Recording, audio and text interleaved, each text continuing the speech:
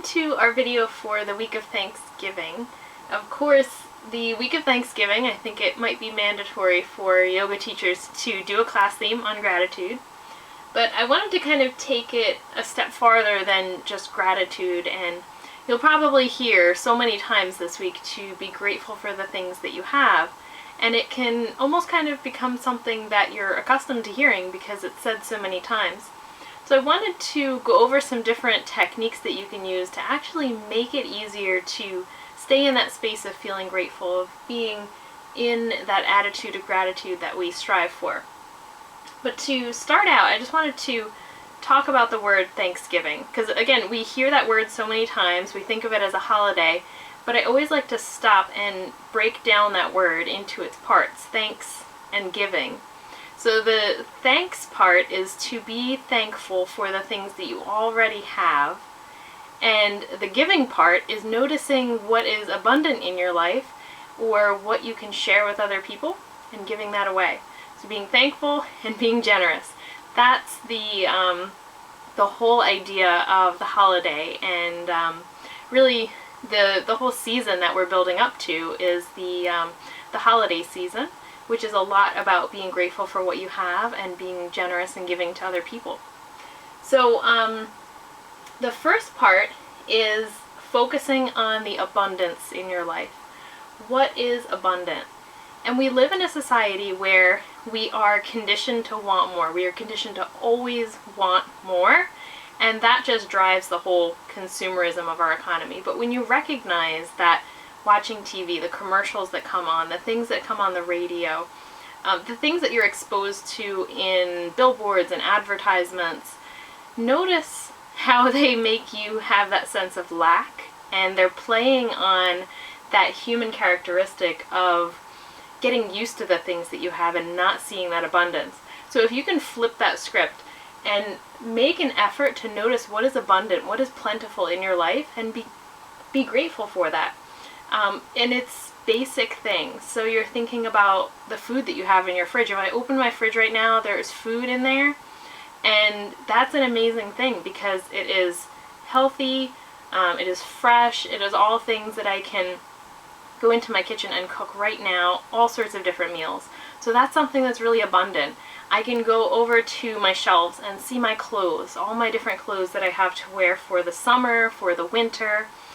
If you have a big closet, you can walk into your closet and look at those clothes as something that's abundant in your life, rather than thinking, oh, I need another pair of shoes, or I need another sweater, or I don't have anything to wear for this holiday party. Look at that closet as something that is abundant and plentiful in your life. There's a lot of different ways that you can really pull that in, but it's really noticing the basic things that you have in your life. Fresh water, electricity, all of those kind of basic things that in this country we're so accustomed to having all the time, but in other parts of the world they don't necessarily have all of those things readily available. So thinking about that is going to help you to recognize what is abundant in your life. I know food shopping was always kind of a chore for me, and I've never been a huge, well, a few years ago I really wasn't a big fan of cooking. And when I stayed at the Yogaville ashram, one of the other people that was staying there doing the program had this saying where everything was abundant. He would notice the abundance in everything, especially when we were on kitchen prep duty.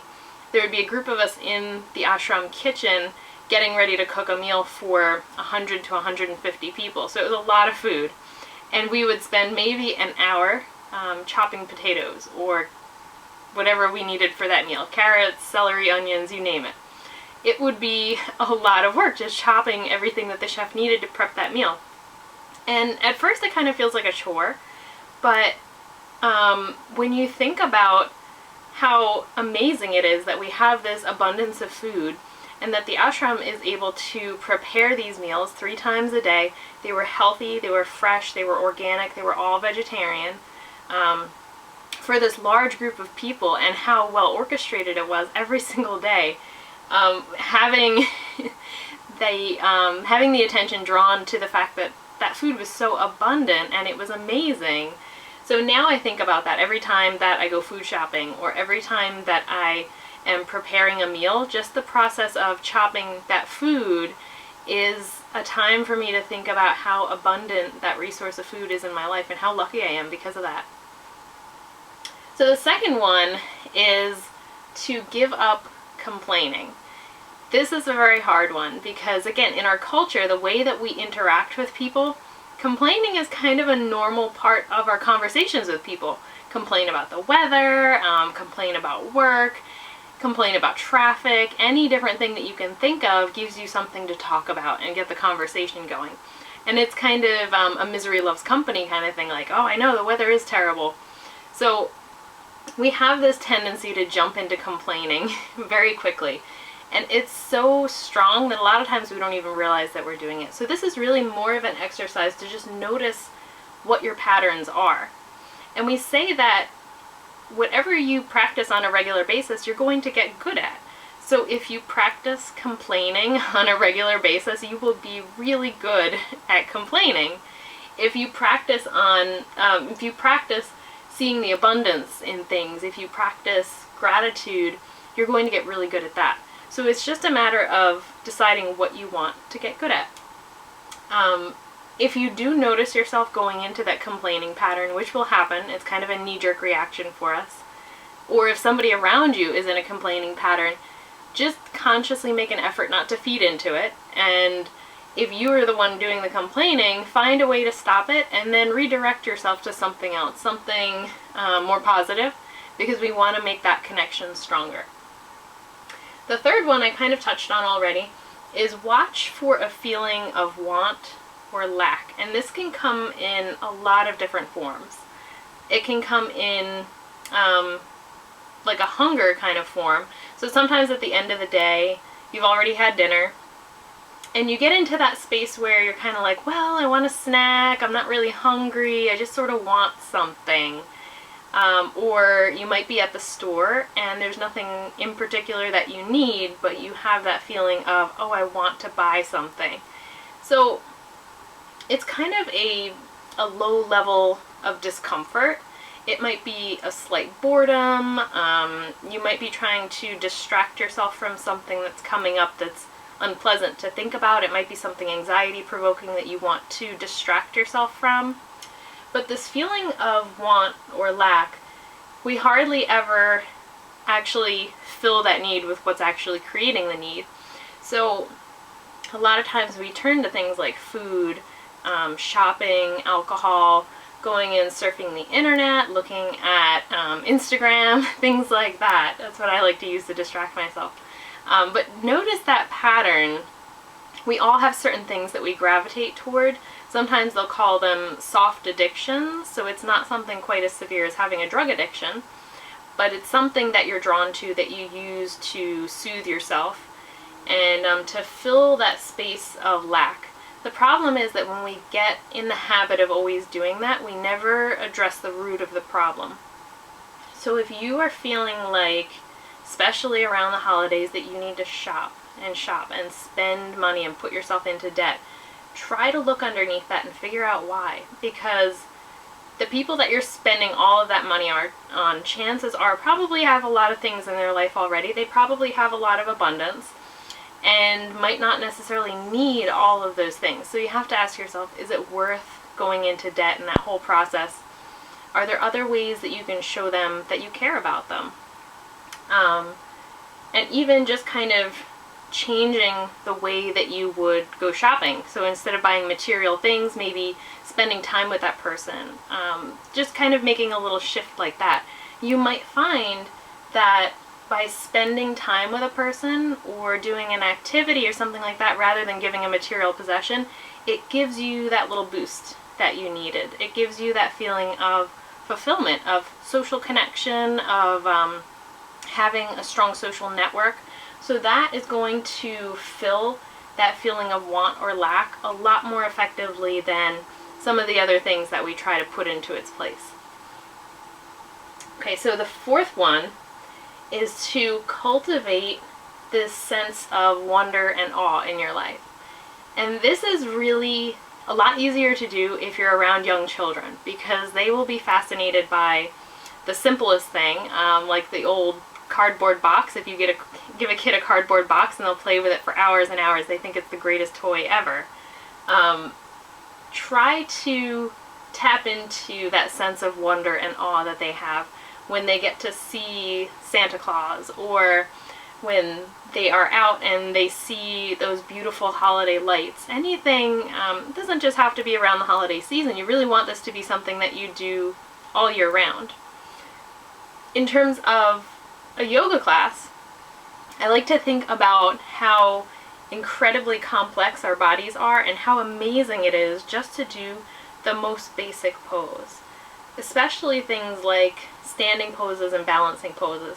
It's such a strong integration of different muscles, of your vestibular system, of all your senses that have to work so well together for you to just be able to stand on one foot. If you're doing a tree pose or something like that, it is so complicated. Your heart is beating just right, your breathing is being regulated, your blood pressure is being regulated, all of those things happening without you even having to think about it for a second. So it's pretty amazing, just the basic things that happen in our body on a day-to-day basis. There are a million other things that you can think of with that, just the fact that the whole earth is turning and the sun rises and the seasons change and all of these different things. Try not to just take them for granted or let them brush past you. Give yourself that moment to just stand in awe of them, and it will give you this really nice enjoyment so that you have a moment to really pause and soak it in. So number 5 is trying to experience things like it's either the first time or the last time that you will get to experience them. Part of this is that childlike wonder and awe the first time that they see a Christmas tree lit up or something like that, that is really beautiful and amazing. Or if it's the last time that you will ever get to see that person, that place, that object, so that you really have this grounding in that moment. You're not going to just sleepwalk through it and get on to the next thing and have that constant feeling of being rushed. It's giving yourself a moment to pause and be very mindful. I love the experience of doing a yoga pose for the first time, right? So beginners come into these poses and they're not quite sure where to put their hands, where to put their feet, what's supposed to be doing what. And it's this process of feeling it out.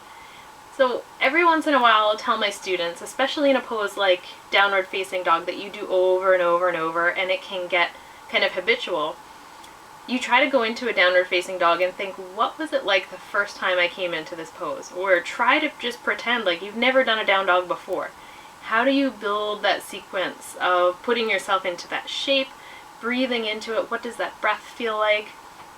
Really try to experience that pose like you've never done it before and what that experience would be like.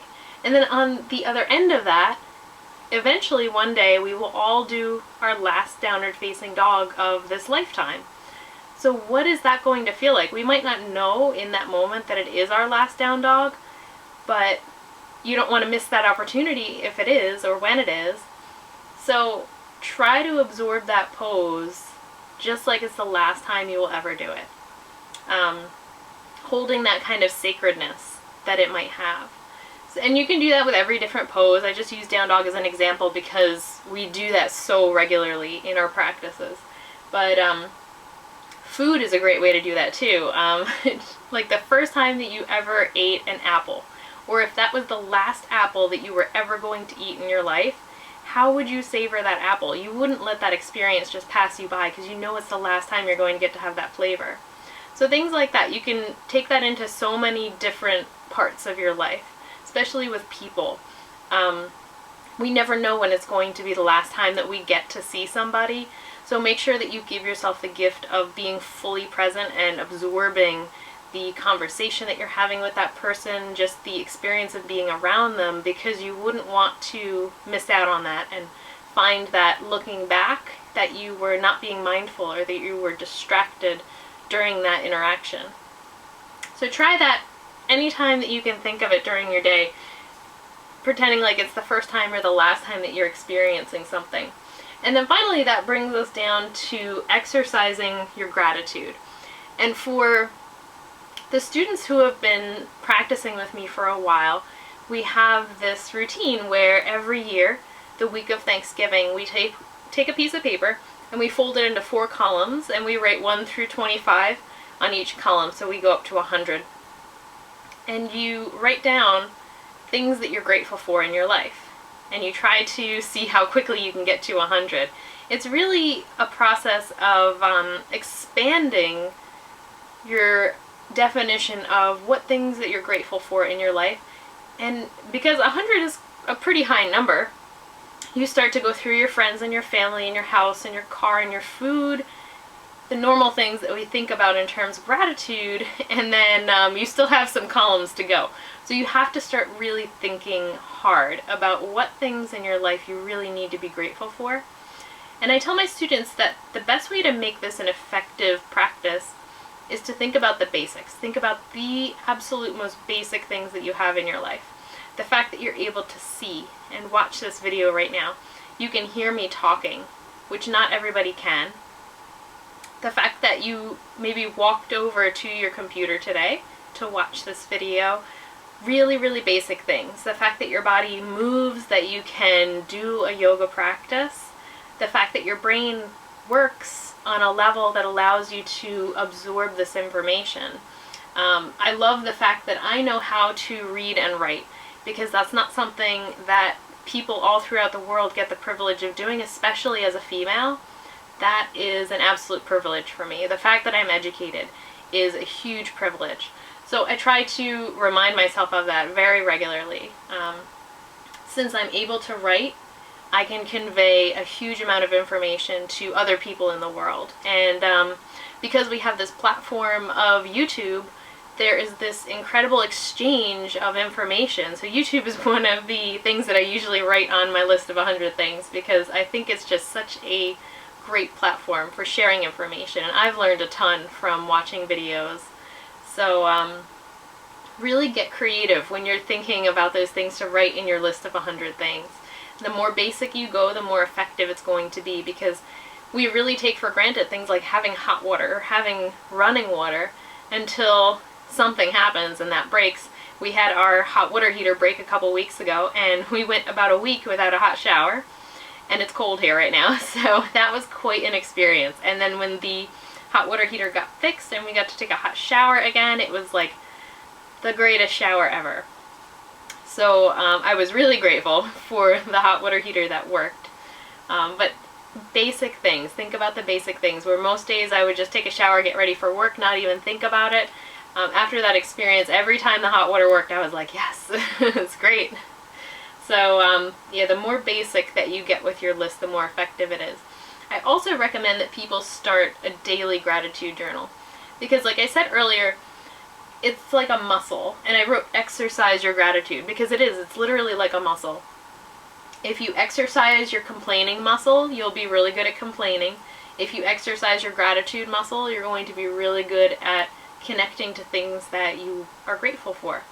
So if you have a journal, I usually keep like a very small one in my bag, and you just write the date down, and I usually do it toward the end of the day or during the day if I think of anything specific. But it kind of becomes like a little game for me. If something happens, I'll think, oh, I'm going to write that in my gratitude journal.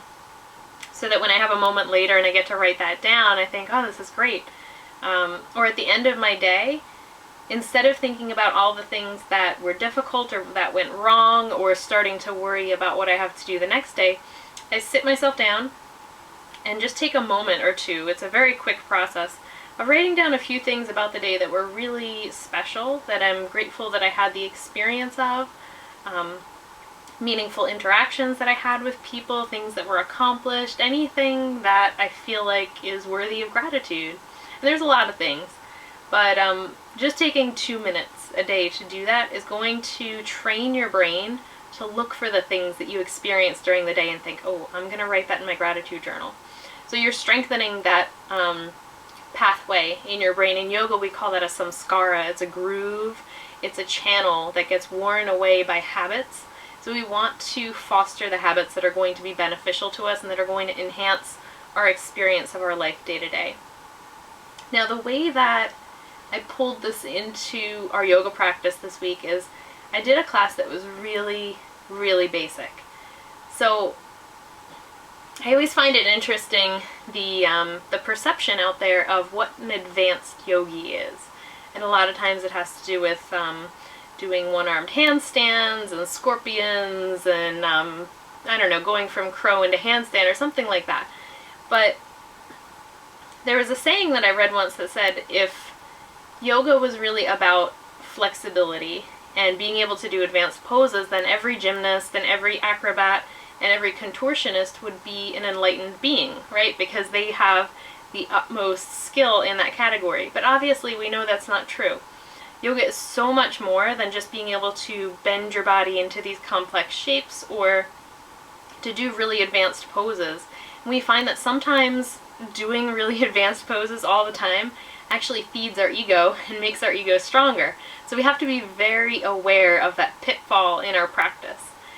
So the practice that I wanted to do in terms of gratitude was the basics. We did some seated poses, we did a warrior one, a warrior two, a downward facing dog, high lunge, low lunge, and we just focused on the experience of our breath in each of those poses, holding it for 5 to 10 breaths, feeling where you're actually experiencing your breath in that different pose.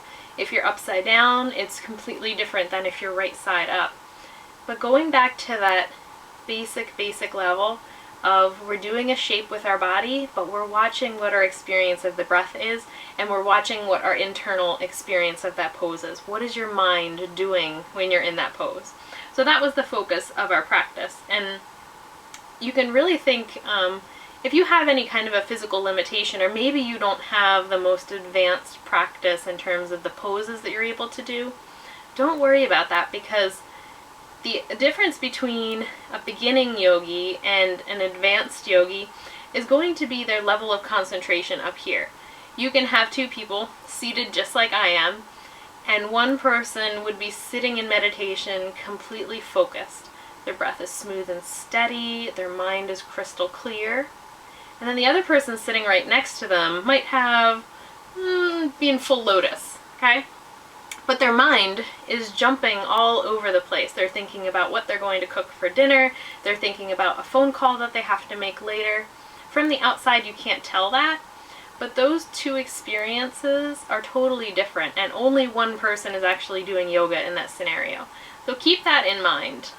Even if you can do all of those advanced poses, it's really more of the internal state. So say if you're in a wheelchair and you can't do the regular hatha yoga practice that we talk about so often, that's okay too, because you can have that total control of your breath and your concentration and just do whatever your body physically can do, and that is your version of yoga. It's a little bit different for everybody, but still finding your level of being grateful for what your body is able to do.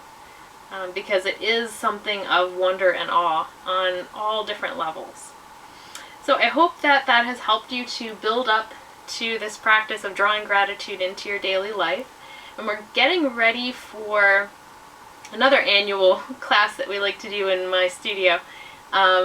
It's going to be our detox practice. So after we do all the indulging during our week of thankfulness and abundance, then we do a detox practice next week. So I hope you'll stick around for that one. Namaste.